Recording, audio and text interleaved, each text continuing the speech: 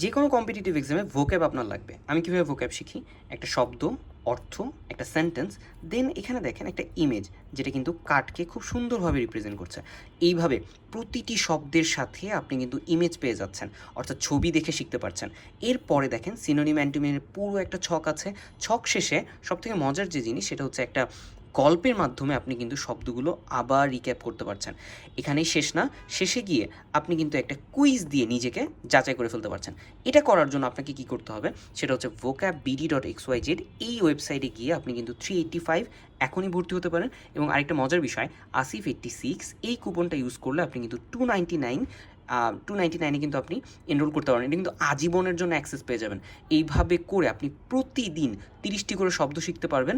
Total 130 দিন, অর্থাৎ 30টি করে শব্দ 130 দিনে টোটাল 3900 শব্দ আপনি এভাবে শিখতে পারবেন। ছবি, বাক্য, শব্দ, ইভেন আপনি কিন্তু গল্পের মাধ্যমে এবং শেষে গিয়ে কিন্তু আপনি কুইজ দিতে পারবেন।